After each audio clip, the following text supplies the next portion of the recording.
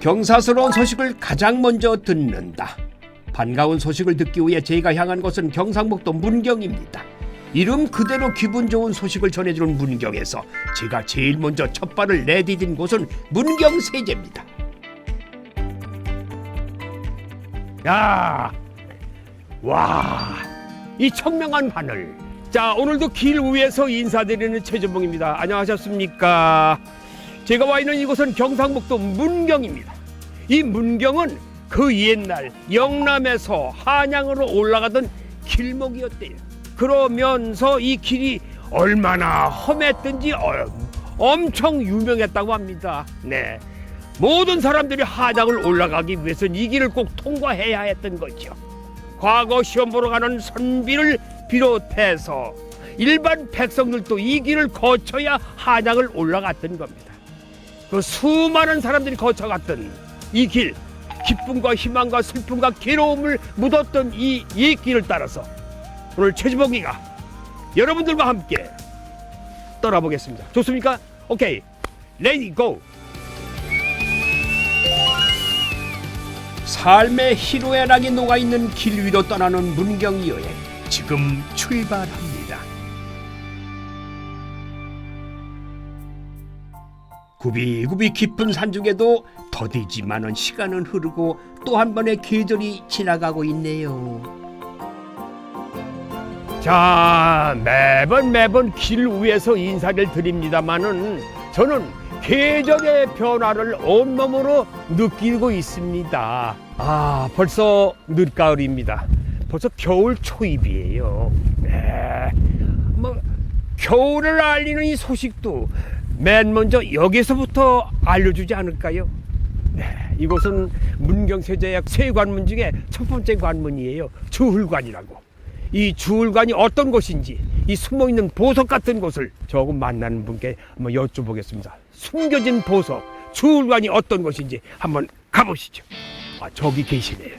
안녕하세요. 네, 안녕하십니까. 반갑습니다. 네, 반갑습니다. 선생님. 아이고, 네. 일찍 나오셨네. 네. 오늘따라 날씨가 꽤 추워요. 네, 오늘 좀 날씨가 추워서. 그렇죠. 예. 벌써 초겨울로 들어서고 네, 있습니다. 맞습니다. 네. 네. 이 주hul관이 어떤 곳인지 좀 소개 좀 해주시죠. 네, 여기가 네. 이제 문경 세제인데 이 세제길이 그 예. 조선시대에 예. 서울에서 한양에서 부산까지 갈 때 예. 가장 높고 험준한 곡이었습니다. 아, 네. 그래서 이제 음. 새도 이렇게 넘어가다가 그 힘들어서 쉬었다 가는 곳. 쉬었다 가는 곳이라 조령이라고 표현을 했는데 아, 조령, 세조자, 네. 고개령자. 네, 아, 그렇습니다. 네, 네. 여기는 관문이 총 3개가 있습니다. 여기가 1관문, 일관문, 주hul관, 다 예. 2관문, 3관문이 있는데 사실 임진왜란이 1592년도에 발생되기 전에는 관문이 없었습니다. 아, 그래요? 네, 그런데 임진왜란이 생기고 난 다음에 2관문을 예. 먼저 만들고 1708년도에 이곳 그 세제 쪽이 아주 요충지이기 때문에 군사적으로 아. 1관문과 3관문을 1708년도에 숙종 때 다시 만들었습니다. 그래서 이 영남에 있는 많은 사람들이 과거 시험이나 혹은 개인적인 일로 아니면 공무적인 일로 그 한양에 올라갈 때 반드시 넘어야 하는 네. 제일 첫 번째 관문입니다. 영남에서 한양으로 향하는 길. 험준한 길이라도 꼭 이곳을 통과해야지만 한양 땅을 밟을 수 있었기에 일반 백성에게는 물론이고 군사적 요충지로도 문경세제는 중요한 곳이었다고 합니다.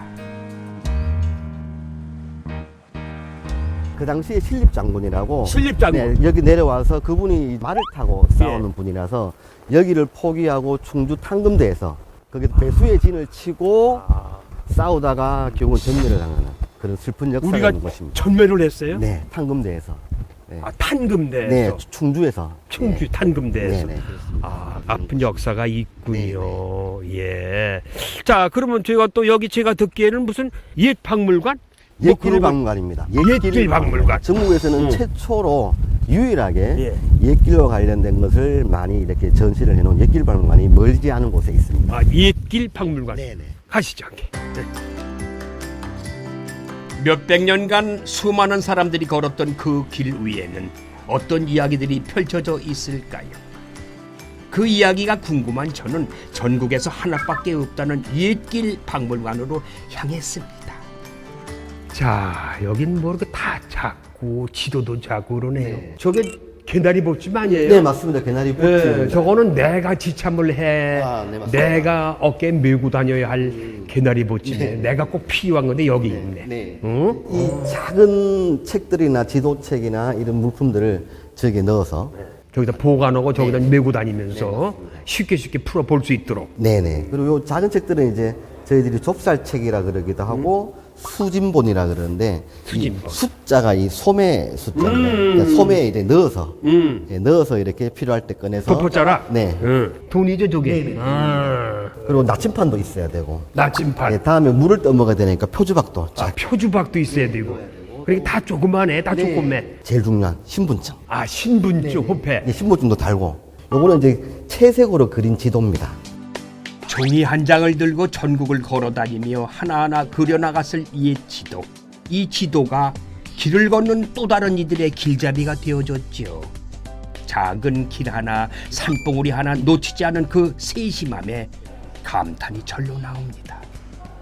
지도가 이렇게 대한민국을 전체로 그린 지도가 있고, 다음에 도별로 경상도, 도별로. 충청도 예. 그린 게 있고, 그보다 더 작은 게 현별로. 예컨대 문경현. 아, 예, 현별로. 그런 지도들이 좀 더 그 당시 정보를 더 많이 알 수가 있겠죠. 네. 그런데 문제는 이제 과거에는 대부분 여기 보시다시피 채색 지도로 그렸기 때문에 축척이나 이런 게 안 맞아서 사실 이 지도를 펴고 이 길에 따라가면 가까운데도 실제로 가보면 멀고. 네, 그래서 사실 축척이 좀 안 맞아서 그래서 우리 조선 정부에서도 이 축척을 맞추려고 굉장히 애를 많이 썼습니다. 그래서 뭐 조선시대 중기가 지나면서 후기로 가면은 이제 뭐 이렇게 그쪽 비변사인 방한지도라 그래서 모른종이처럼 이렇게 해서 축척을 맞추려고 애를 썼고 가장 큰 백미는 저기 잘 아시죠? 김종호 선생님의 예, 대동여지도 같은 경우는 그렇죠. 산줄기, 물줄기, 길까지 표현을 다 했기 때문에 거의 축척을 맞게끔 그렇게 잘 그린 지도입니다. 자, 이거 지도고 길을 보니까요. 그 옛날 옛 지도, 현재의 지도, 현재의 길. 이제 비교가 되네요. 네, 맞습니다. 옛 길하고 지금하고. 이 종이 한 장에 과거와 현재가 그대로 담겼습니다. 지도 속 길을 걸으며 힘든 순간이 다가왔을 때 우리 선조들은 어떻게 이겨냈을까요? 길동무와 두런두런 이야기를 나누거나 혹은 노래 한 소절로 고단함을 날려보내지 않았을까요? 길 고개 그러면 가장 먼저 생각나는 아리랑이죠. 아리랑입니다. 그래서 전국적으로 아리랑이 많지만 그렇죠. 저희 문경세제도 아리랑이 계속 전해져 오고 있습니다. 예, 우리하고는 아리랑하고 뗄래야 뗄 수 없는 그런 관계를 가지고 있잖아요. 네, 아리랑. 특히 이 문경세제 아리랑은 여기 보시면 중요한 책이 하나 있습니다. 이 1896년에 그 헐버트 선교사 아시죠? 선교사. 예, 선교사가 우리나라에 와가지고 더 코리안 보컬 뮤직이라는 것으로 해서 세계적으로는 처음으로 아리랑의 그 음을 오선지에 그립니다. 거기에 가사가 영문으로 적혀 있는데 문경세제 박달나무 홍두깨 방망이로 다 나간다. 라는 문경세제 아리랑의 대표 사설이 실려 있습니다. 아, 사설까지 실려 있네. 그 외에도 많은 아리랑의 가사가 있었다라고 나오는데 왜 하필 문경세제 아리랑의 가사를 저 밑에 적어놨을까? 아마 그 당시 서울에서 이 문경세제 아리랑 가사가 많이 들렸던 것 같아요. 헐버트한테. 아, 이제 그게 이제 더 올라가면 이제 흥선대원군의 경복궁 중수공사하고 관련이 있습니다. 그때 이제 경복궁 타령 보시면 어떤 게 있냐면 울진의 금강성 나무 경복궁으로 다 들어간다. 그러니까 뭐뭐로 다 들어간다라는 그걸 가지고 아마 우리나라 사람들이 또 술 한잔하고 아리랑 하면 개사를 또 많이 하지 않습니까? 개살 좋아하지. 네네, 그래서 마음대로 부르는 거지 뭐 그냥. 이게 흥선대원군이 아리랑이 그 당시 많은 남자들이 부역을 갖기 때문에 예. 나를 떠나는 낭군 그래서 아리랑이라는 그런 어원도 있다라고 합니다. 그래서 아마 이 구절이 서울에서 유행을 했기 때문에 그 헐버트라는 선교사가 그 구절을 많이 듣고 아마 대표적인 가사로 저렇게. 그러니까 저희들은 근대에 기록된 아리랑. 새들도 힘들어 쉬어갔다는 문경세제. 두 발로 걸어야만 했던 이들에게 얼마나 힘든 길이었을까요? 그 험준한 산길을 넘어가며 불렀던 아리랑이 한양의 당도에서도 입에 남아 흥얼거렸겠지요. 그 노래소리를 들은 선교사가 악보에 아리랑을 남기며 문경세제 아리랑에 대한 사설도 남겼습니다. 미국인 선교사가 남긴 아리랑 악보는 서양 악보에 남겨진 최초의 아리랑이 되었습니다. 문경세제 박달나무 이렇게 나오네. 홍두깨 박팡망이 다 나간다. 아리랑 한 소절 부르고 나니까 저도 다시 길을 나설 힘이 불끈 솟네요. 그 힘으로 하늘과 맞닿은 문헌 속 최초의 길을 찾아 나섭니다. 하늘과 맞닿은 길. 네. 그래서 하늘제. 네. 이 길은 옛날부터 있었겠지만 예. 우리가 고문헌에 가장 먼저 등장하는 길입니다. 아, 문헌에. 네, 그 명칭은 이제 계림령이라고 되어 있는데 이거는 신라의 이두식 그 발음으로 네. 여기가 이제 마골산이라고도 했기 때문에 마골. 네, 마골. 그러니까 삼을 재배할 때 아, 삼마자. 그 껍데기를 네. 그 결합 한자로 표현을 하다 보니까 계립이라고 썼던 겁니다. 계리. 여기 얽힌 그 이런 옛날 얘기라든지 전설도 많을 것 같아요. 네, 여기도 이제 사실 세제가 조선 시대에 이제 공식적인 길이 되기 전에는 그 전까지는 서울에서 부산으로 갈 때 이 길을 다 통과를 했습니다. 그래서 또 삼국 시대에는 그 고구려하고 신라가 맞던 그 요충지였고요. 그래서 여기에 혹시 바보온달 아시죠? 화보온달, 네네. 평강공주. 네네, 온달과 관련된 이야기가 또 전해옵니다. 온달과 관련된 얘기가. 네네. 그리고 영양왕 때 그 당시 온달이 뭐라고 그랬냐면 계림령과 북령을 네. 되찾지 아니하면 내 다시 고구려에 오지 않겠다. 그리고 출정을 했습니다. 네. 출정을 해서 이쪽 등지에서 많은 전투를 벌이다가 네. 결국은 여기서 전사를 하게 됐습니다. 이제 그 정도로 이 하늘제라는 길은 아주 그 당시에 군사적으로 굉장히 중요한 거였고, 또 하나가 그 신라가 그 경순왕 때 그 고구려로 신라를 주면서 그때 경순왕의 아들인 마이태자가 그 반대를 네네. 하면서 자기 아버지 뜻을 결국 굴복하지 못하고 하직 인사를 드리고 금강산으로 갔다라는 구절이 있습니다. 예. 근데 경주에서 금강산으로 가면 보통 그 해안 따라서 가면 되는데 그 당시에 그쪽으로 가지 않고 이쪽으로 해서 하늘제를 넘어서 금강산으로 갔다는 이야기가 있습니다. 그래서 여기는 그 문경도 그렇고 충주 쪽에는 마이태자와 관련된 전설이 많이 남아 있습니다. 마이태자. 아, 그렇군요. 품고 있는 사연도 많은 길. 하늘과 맞닿은 하늘제는 경상북도 문경과 충주를 연결하는 길입니다. 그러니까 여기가 하늘제 정상. 네, 맞습니다. 와. 저희들이 충주 쪽에서 하늘제 충주 구간이 한 2.5km. 예. 그다음에 여기 정상에서 문경 구간이 2.5km에서 약 한 5km 정도 되는데요. 길이가. 네. 저희들이 2019년도부터 그 길을 똑같이 만들지는 못하고 예. 백두대간 쪽으로 이래 마을 사람들이 옛날부터 나무를 하러 갈 때 예. 사용했던 길이 있습니다. 아. 그 길을 찾아내 가지고 약 2.5km 구간을 다시 만들었습니다. 그래서 충주시하고 문경시하고 하늘제를 156년도에 그 하늘제가 열렸으니까 2000년 만에 하늘제를 온전히 이어놨습니다. 와, 그 기분이 묘한데 또. 네, 기분이 묘하시죠. 해발 525m에 자리한 하늘제 고갯길을 통해 신라의 불교가 전파되고 물류도 전해졌다고 하니까 길은 사람만이 걷는 공간은 아닌 듯합니다. 그 오래전 선조들이 걸었던 옛길을 찾아 떠나는 여행. 이번엔 독특한 이름의 길이 제 발걸음을 붙잡네요. 토끼 비리가 저 강 건너서 바라본 찬도 그 모습을 그린 거 아니에요? 네, 맞습니다. 어? 네. 근데 보니까 좀 많은 사람이 지나가고도 해서 네. 일렬로 지나가는 모습이 보여요. 이 그림은 그 조선시대 후기에 그 여행을 많이 하신 옥소 권섭 선생님이라고 있는데요. 네. 그분의 손자십니다. 권신흥 선생님께서 우리 지금 영광천 맞은편에 뒤편에 산 안에 그 봉생정이라고 있는데 그 정자에서 바라본 토끼비리의 모습입니다. 그걸 이제 그림으로 그리셨는데 예. 위에 이제 사람이 지나가는 모습이 보이고 지금 말은 지금 안 보입니다만 말도 사실 지나갔습니다. 아, 말도. 그 선비들이 이쪽 길을 지나가면서 시를 많이 지었습니다.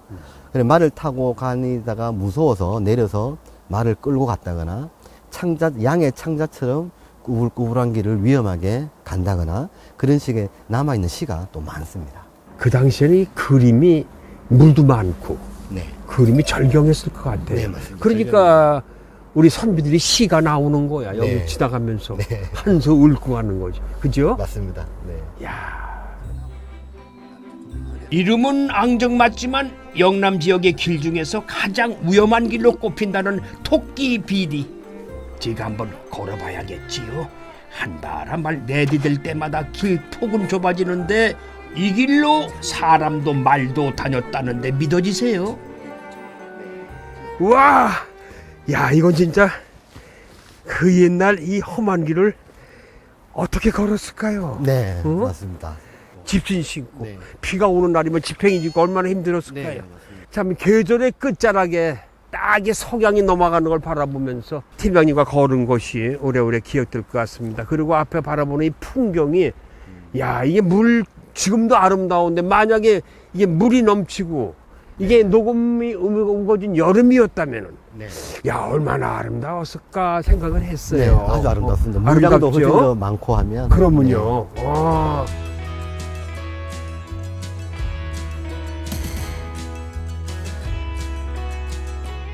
꽤 오래 기억될 풍경을 뒤로하고 저는 문경의 짜릿한 순간을 맛보러 왔습니다.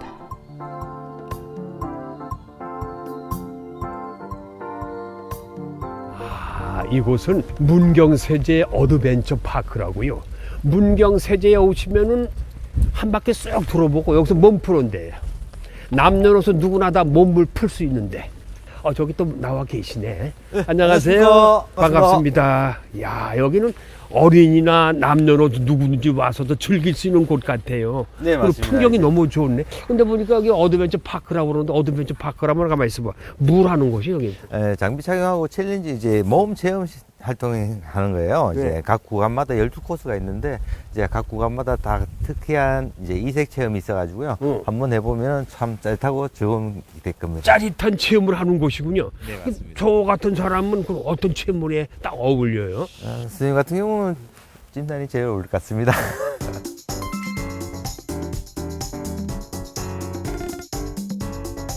아이들의 호기심과 어른들의 도전 정신이 펼쳐지는 어드벤처 파크에서 저도 잠시 동점으로 돌아가 봤어요. 아래에서 봤을 땐 높지 않아 보였는데 막상 올라가서 보니까 다리가 후들후들 떨리는 것이 이거 참 어떡하나 싶더라고요. 이거 한 몇 초 걸릴까요? 저희는 한 20초에서 30초 정도 보고 있습니다. 2, 30초. 네, 준비되셨을까요? 오케이! 그럼 출발하겠습니다. 네. 와우! 와우! 떨어지지 않는 발걸음을 막상 떼고 나니까 두려움은 물러가고 짜릿한 순간이 찾아왔습니다.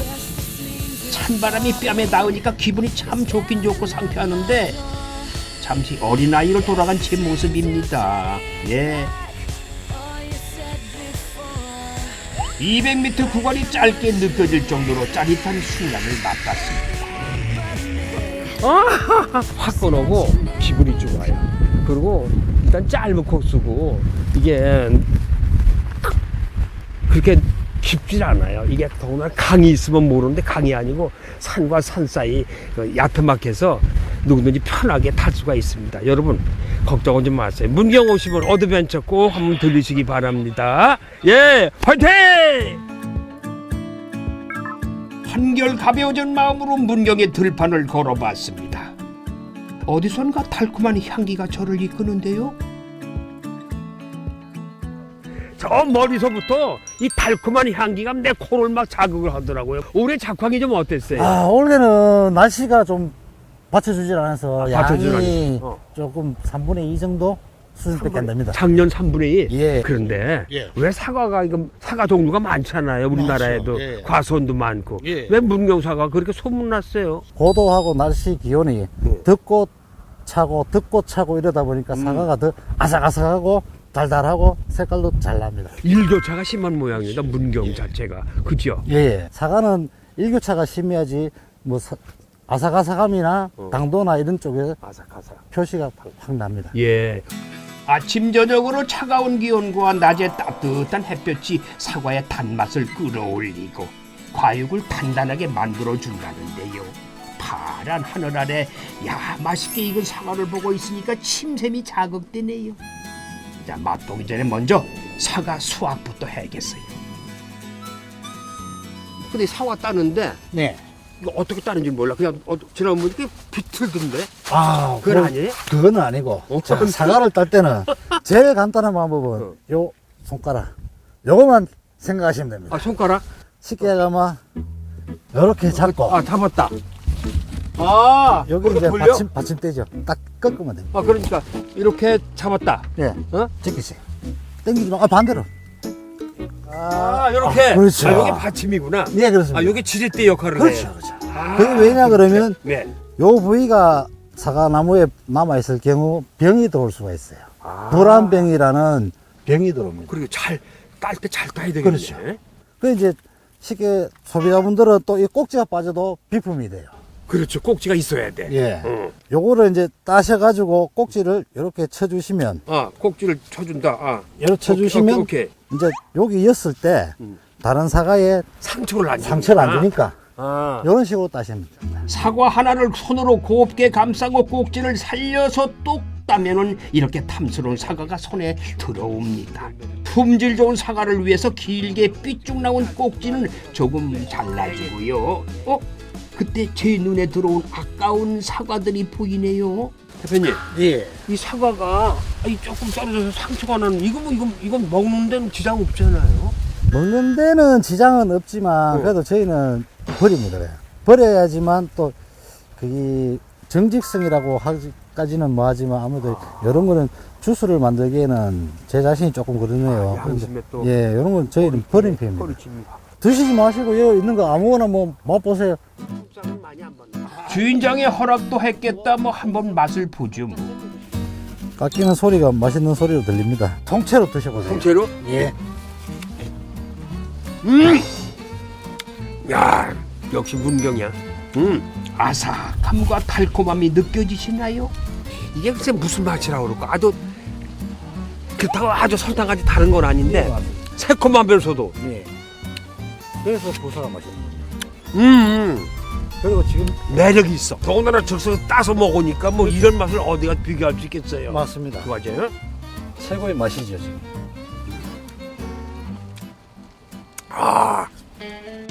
겨울로 향하는 지금 이 순간의 이 달콤함이 참 오래오래 기억될 것 같네요.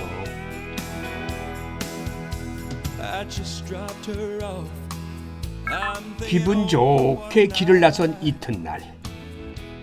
와, 오늘도 날씨가 아주 청명하구나. 저 시청자 여러분들은 문경하면은 문경세자만 먼저 떠오르시죠? 그런데요, 문경에는 또 하나 더 유명한 게 있어요. 뭔지 아세요? 바로 문경 도자기입니다. 해마다 봄만 되면 새봄맞이 찻사발 축제가 열리는데 내국인뿐이 아니라 외국에서 엄청 많은 분들이 찾아와서 아주 소문난 그런 찻사발 축제라고 합니다. 박물관 들어가서 체험도 해보고 두루두루 한번 살펴볼게요.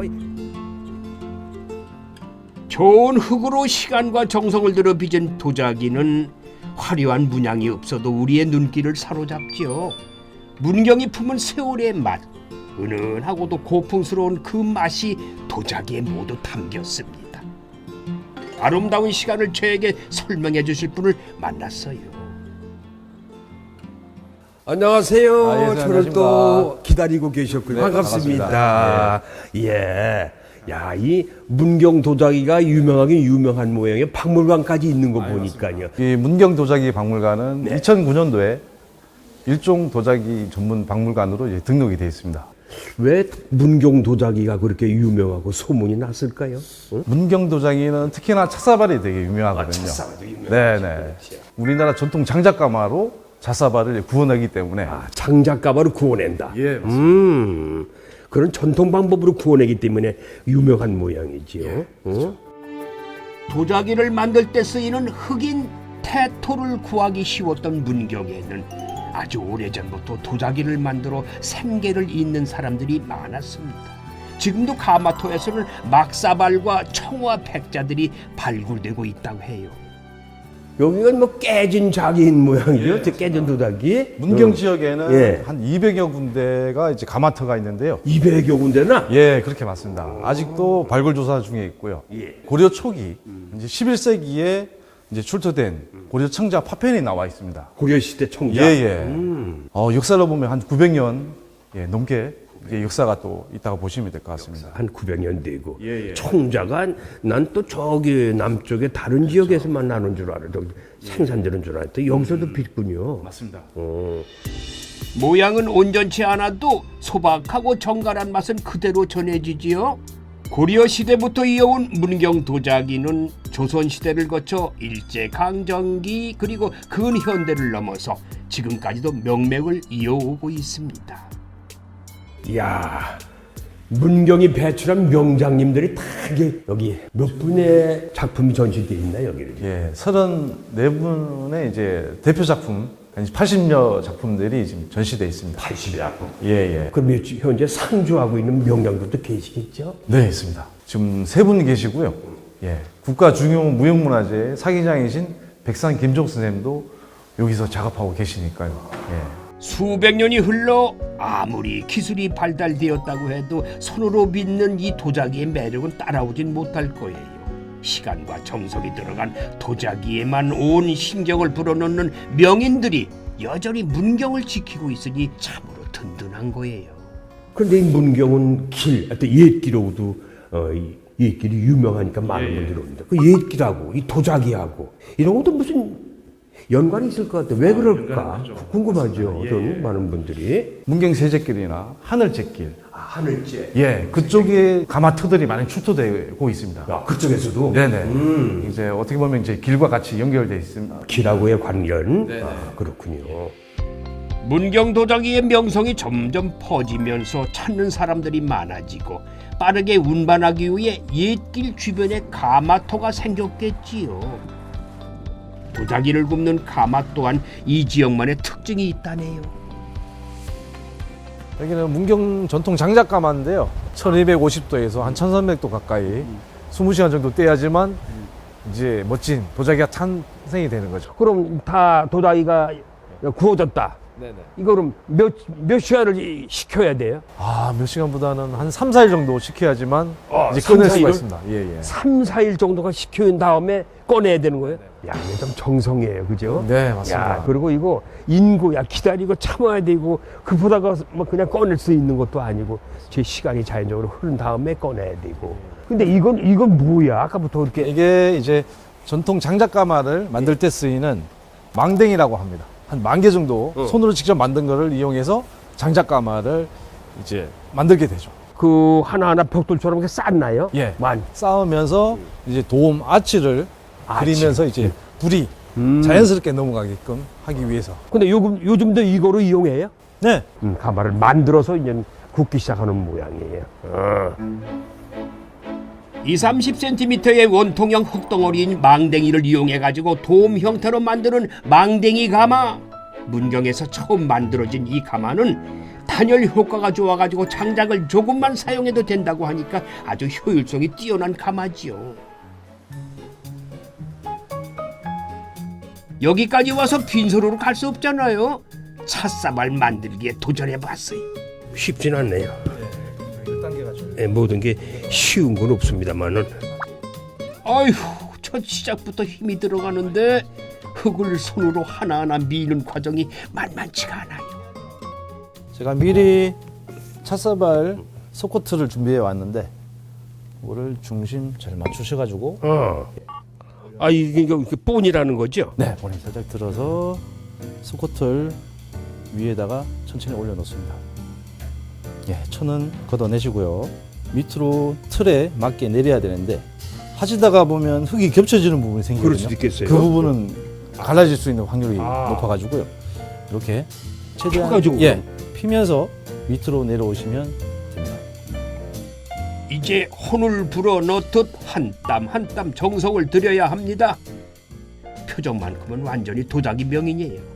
너무 엄청 잘하시는데 예, 좋습니다. 됐죠? 네네. 이렇게 하시면 어느 정도 뭐 국이나 막걸리 드실 때 좀 보일 수도 있고. 야, 제가 정성껏 만두를 만드는데 여기다가 막걸리 한 잔을 딱 따라서 제대로 마시면 와. 아니 막걸리보다는 문경에 오셨으니까 네. 문경 찻사발에 어, 한번 차를 타서 한번 좋습니다. 드시는 게 어때요? 그렇죠. 이게 찻사발이니까 문경 차를 한번 네네. 마셔보죠. 예, 고맙습니다. 가시죠. 같이 가시죠. 예, 예. 예. 막걸리 한 사발 들이키는 건 뭐 나중으로 미루고요. 찻사발 고장이 왔으니 차를 한 잔 해보죠. 반갑습니다. 반갑습니다. 문경을 찾아주셔서 너무 한복을 감사합니다. 차려입으시고 예쁜 손으로 또 차를 만드셔서 좀 제공해 주시려고 하는데 저 기다림이 설레네요. 이게 지금 차 이름이 무슨 차예요? 말차, 말차. 녹차 잎을 가루 내어서 가루를 낸다? 네, 분말로 된 차를 이 차 사발에 담아서 마시는 아주 좋은 차입니다. 일반인들도 이 말차를 많이 마시나요? 문경에는 이게 도자기가 이렇게 차사발 축제도 하고 있어서 많이 알려져 가지고 웬만한 가정에서는 말차를 다 마십니다. 그런데 그래요? 대부분의 이제 다른 지방에서는 이 차사발이 귀해서 마실 기회가 아마 잘은 없을 거예요. 우리의 그 말차라든지 전통차가 문경에서 이렇게 유명해진 건 어디에서 온 걸까? 왜 문경에? 그거는 무엇보다도 우리 차사발이 있기 때문에 그릇이 있기 때문에 차그릇에 담기는 문화가 따라오지 않았나 이렇게 생각합니다. 그래요? 정성을 들여 만든 찻사발에 또 시간과 정성을 들여 한 잔의 차를 만드는 과정. 차를 마시며 생각을 정리하고 차를 마시며 마음을 바르게 했던 옛 선조들의 자세를 오늘 따라해 봅니다. 사발 위에 손이 올라오지 않도록 이렇게 밑에 받치고 이렇게 가지 않게 내 기시에 떨어지지 않고 이게 귀한 음식이라고 생각하고 자세를 반듯하게 해서 향도 맡으시고 뭐 색은 보시고 이렇게 드시고 이 향. 풀향. 날개를 살짝 이렇게 들고 드시면 이렇게 손을 이렇게 하면 다도의 예를 갖추어 천천히 음미해 봅니다. 온몸에 퍼지는 차의 향기가 마음마저 평온하게 만들어주네요. 우리는 녹차로만 잎사귀에 우러나온 그 차를 마시는데 이거는 가루로 만들기 때문에 하나도 남김없이 다 마실 수가 있는데 그런 장점이 있는 것 같아요. 녹차. 그리고 풀 냄새 난다. 풀 냄새가 아니고 향기가 있어요. 이 말차의 향기가 있어요. 녹차 향기. 나름대로 독특한 향기가 있기 때문에 제가 이제 권해드리네. 집에서 쉽게 일 가정에서도 보셨습니다만 이거 차 도구 사다가 할 수 있으면 아주 가볍게 모든 걸 다 깨끗하게 마실 수 있어서 아주 큰 도움이 되네요. 몽땅 다 버리지 않고 마시기 때문에 저한테는 아주 좋은 것 같습니다. 네. 여긴 모든 작이나 찻사발에 진열되어 있고 막사발도 있고 다양하게 볼 수가 있네요.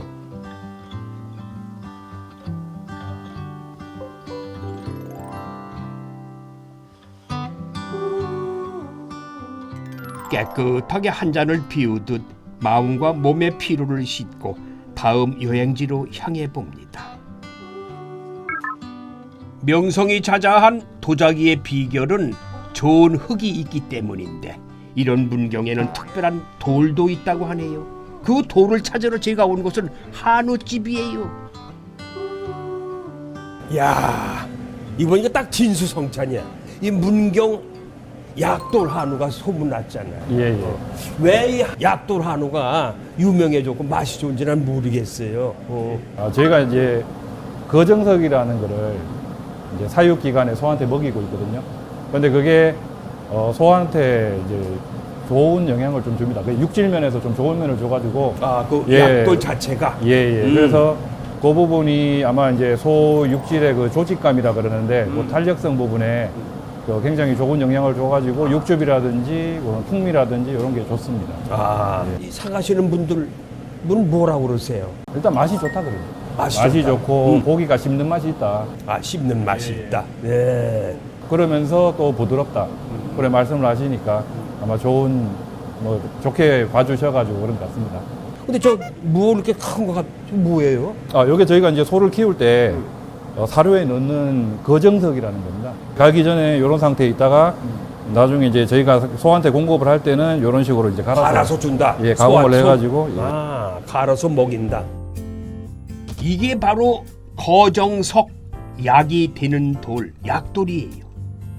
아, 이걸 갈아서 소한테 먹인다. 자, 말씀은 들었으니까 이제 맛을 봐야 되겠죠. 제일 중요한 건 맛이니까. 네, 요건 육회는 그냥 먹어도 되는 거고. 제가 좀 출출하거든요. 돌을 먹인 한우, 그 맛이 참 궁금하더군요. 아주 연하다 육질이. 식감이 그래서 약돌 돌아갔다고 생각하고 먹으니까 더 다른 맛이 나는 것 같아. 아주 연한데 더할 나위 없었던 약돌 육회에 이어가지고 이번엔 제대로 한 끼 해봤습니다. 약돌이 잡내를 싹 잡아주고 육질마저 부드럽게 만들어준다는데요. 과연 그 맛은 어떨까요? 원래 이렇게 안창이 연해요? 아주 연하네. 예, 맞습니다. 이 안창이 그 소의 그 내장을 좀 잡고 있는 근육이라 가지고 예, 바깥에 이제 운동하는 근육하고는 달라서 예, 이게 아주 부드럽고 맛있습니다.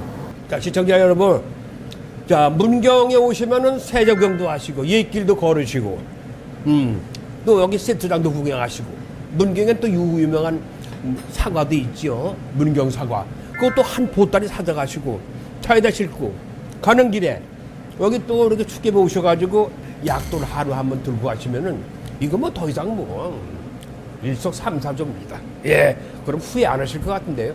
와. 오랜 시간이 쌓인 옛길을 걸어보는 문경 여행. 길을 따라 걷는 여행객의 배가 든든해졌으니까 다시 또 걸어가 봅니다. 그 문경에 들리시면은 아주 특별한 곳이 있다고 제가 이 얘기를 들었는데 그걸 특별한 곳을 저한테 설명해 주실 분이 여기서 만나자 했나? 어디서 만나면 모르겠네. 저분이신 것 같아. 사람 얼굴 보니까. 안녕하세요. 안녕하세요. 많이 익숙한 얼굴 같은데. 어서 오십시오. 본 사람이야. 어디서 뵀지? 마지막 여행지를 소개해줄 특별한 분을 만났어요. 이게 얼마 만에 인사드립니까? 어떻게 여기 시골까지 이렇게 소문났어 이게. 영광스럽습니다. 이 특별한 곳에 돌린의 무슨 습지예요? 돌리네 섭지라고 해서 돌리고 하는 섭지가 아니고요. 외래어입니다. 외래. 그러니까 석회암 지대는 보통 물이 이렇게 안 고이는데 네. 여기는 특이 지형이 돼가지고 물이 고이는 거예요. 그래서 특이한 섭지고 또 네. 이게 하천이나 뭐 해안가가 아니라 네. 이 계곡에서 이렇게 물이 고이는 석회암 지대가 아주 세계적으로 드문 곳이죠. 그러다 보니까 우리가 보물단지를 몰랐는데 네. 이제 겨우 보물단지를 알아가지고 이거 언제 그럼 발견됐어? 이제 2017년도 우리가 한 지 6년 됐네. 6년 됐어요. 그때 처음으로 이게 이제 학술적으로 학자들이 이런 데 곳이 있구나. 그래요? 그래서 이것을 관리를 해야 된다. 많은 사람들이 알려야 된다. 어. 그래가지고 이제 환경부에서 이제 섭지 지정도 받고. 지정 받으셨구나. 그러면 이제 그걸로 끝나는 게 아니고 이 섭지라 그러면 또 족보를 관리하는 데가 람사르라는 데가 세계적이야. 맞아. 남사르 거기 협정에 들어가야 돼. 람사르의 등록이 이제 되고 그 다음에 마지막은 람사르 섭지 도시라고 하면은 최종적으로 네. 람사르에서 세계적인 섭지로 인정을 받죠. 그 다음에 또 이제 지질적으로 지질학적으로는 보면 이제 우리가 유네스코의 그 세계 지질공원 등록을 받아야 돼요. 그럼 생태적으로 지질적으로 두 가지 양수 겸장이 되면 세계 최고가 되는 거예요. 그래요? 그래 그걸 다 추진하고 있어요. 시장님이 입에 침이 마르도록 칭찬하는 돌린의 습지. 그도 그럴 것이 석회암 지대에 빗물이 고여 생겨난 무릉덩이인 돌린의 습지가 형성되는 것은 세계적으로도 희귀한 일이라고 하네요. 포도나무와 억새굴락이 장관을 이룬 돌린의 습지는 말 그대로 생태계의 보물창고예요. 시장님, 오다 보니까 여기 저게 고라니 샤워장이라고 있어요. 그러니까 여기 희귀한 동물이나 희귀한 식물들이 많이 있는 모양이죠. 이게 섭지라는 게 원래 그 학문적으로는요. 이게 생물, 생물이 다양한 생물들이 존재하는 그 가치가 있거든요. 그러다 보니까 우리 이 돌린의 섭지 하더라도 그 나타나는 생물종들이 동물, 식물 합해 가지고 932종, 거의 1000여 종이 됩니다. 이 섭지 안에 다양하게. 그러다 보니까 또 멸종 위기에 있는 희귀 동식물도 발견이 되고 예. 수달, 그다음에 뭐 사기라는 거 우리가 삭. 사기라는 그런 동물도 있고 꼬리 뭐 진달래 뭐 이런 아주 이름도 처음 들은 이런 부분들이 이 섭지 인근에서 자생을 하고 또 나타나고 이런 것이 이제 이 섭지와 그다음에 초지와 이런 다양한 생물종들이 존재하는 것도 우리 돌리네 섭지의 큰 강점 중에 하나입니다. 시장님은 이 습지 생긴 이후로 완전 식물학 박사가 되셨어요. 제가 환경부 출신이고 환경 전문가다 보니까 물 만났습니다. 와, 제대로 물 만나셨어. 제대로 만났습니다. 그리고 이게 이제 보통 아까도 말씀드렸지만은 이게 스키암 이 지형이라는 게 그냥 이게 물이 그냥 그대로 빠지는 건데 물이 고이는 이유가 이게 그럼 무슨 이유예요? 그게 스키암이 하면 이제 분해가 되는데요. 예. 그럼 물이 빠지는데 거기에서 테라로사라고 학문적으로 하는데 테라로사. 이 물질들이 불투수층을 형성하는 거예요. 이 그러니까 물질들이. 밑에서 테라로사가 깔리니까 물이 안 빠지는 그 불투수층이 이제 자연스럽게 형성된 지형이다. 자연적으로 형성된 습지. 그래서 물이 고이는 이러한 특이 체질이 특이 지형이 형성된 거로 봅니다. 만들어진 이유부터가 독특하고 신비한 돌린의 습지. 1시간에서 1시간 반이면 충분히 둘러볼 수 있는 이곳에 놓쳐서는 안 되는 또 다른 볼거리가 있다고 하네요. 한겨울에도 얼지 않는 신비한 샘. 반갑습니다. 예. 지금 오늘 설명해 주실 게 뭐예요? 전 무슨 샘이라고 왔는데. 요 안에 우리 요 옥녀샘 좀 말씀해 드릴게요. 그럼 가까이 갈까요? 예. 시장님 가시죠.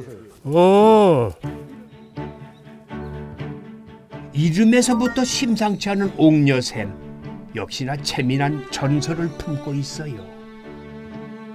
옥황상제가 병이 났을 때 공주가 여기 물을 보고 내려와서 이 물을 길러다가 조석으로 이래 들여가지고 낳았다고 하는 그런 전설도 그런 전설도 있는데, 있군요. 예, 우리 여기가 옛날에는 저들이 어릴 때 여기 이 가구가 있었습니다. 가옥도 여기 사람이 살았어요? 살았습니다. 몇 가구나 되는 예, 우리 요 섭지 안에는 세 가구가 살았습니다. 가구. 예, 세 가구가 살았습는데 그때는 배고픈 시절이니까 예, 반으로도 닭도 훔치 먹으러도 오고 이 깊은 산속에. 예, 맞습니다. 예. 주인 어른 신발 저 멀리 버리고 훔쳐가지고 도망가고 못 따라오게 그런데 옹달샘이 품은 이야기도 이곳에 살던 이들의 이야기도 참 재미납니다. 근데 지금도 물이 돌돌돌 나오거든요. 이게 물을 마르지 않겠어요? 예, 여기는 겨우 한겨울에도 얼음이 안 옵니다.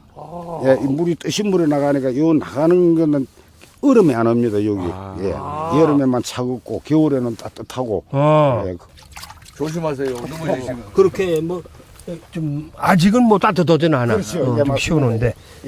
겨울철 되면 추울 때 되면 이 김이 너무 나죠. 그래요. 여름엔 시원하고 겨울엔 김이 나고 따뜻하다. 그 물이 마르지 않는다. 예. 이거 옥녀샘? 예, 옥녀샘입니다. 문경이 만들어낸 신비로운 자연의 보고. 조용히 흐르는 시간 속에서 작은 동식물이 부단히 자기 생명을 이어가고 있는 돌린의 습지. 멸종 위기종과 희귀 동식물이 서식하는 생태계의 중심인 돌린의 습지가 오래오래 소중하게 이어졌으면 하는 바람입니다.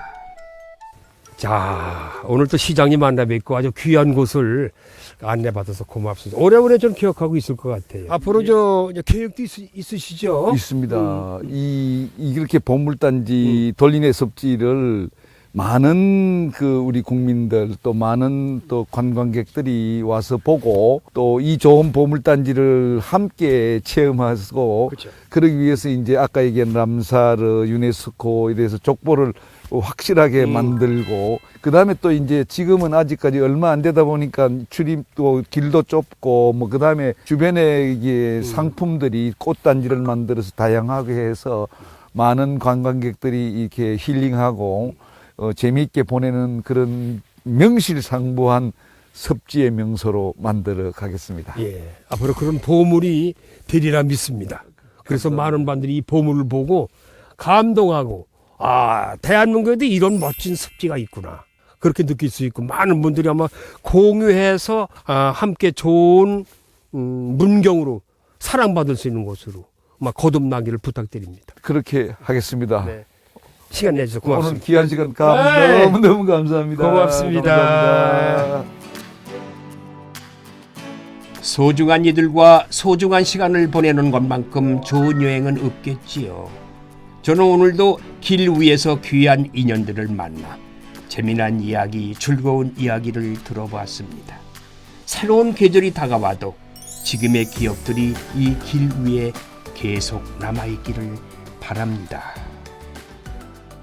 자, 가을의 끝자락에서 함께 떠나봤던 문경의 시간 여행 어떻게 잘 보셨나요?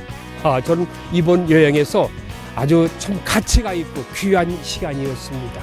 많은 사람이 함께 다녔던 오래된 길, 옛길을 한번 걸어보았고 또 귀한 습지와 생태계를 둘러보았습니다. 여러분들은 어떠셨어요? 아주 귀한 시간이었죠? 고맙습니다. 자, 지금까지 문경이었고요. 저는 다음 시간 새로운 길에서 다시 인사드리겠습니다. 고맙습니다. 언제나 길을 따라 새로운 곳으로 향하는 저에게 길은 그저 묵묵히 걷기 위해 존재하는 것이었지요. 하지만 문경에서 만난 옛길을 통해 새롭게 깨달은 게 있습니다. 길에는 무수히 많은 이들의 말할 수 없는 이야기들이 가득하다는 거요. 삶의 기쁨과 슬픔이 담긴 길 위의 이야기를 찾아 다시 또 인사드리겠습니다.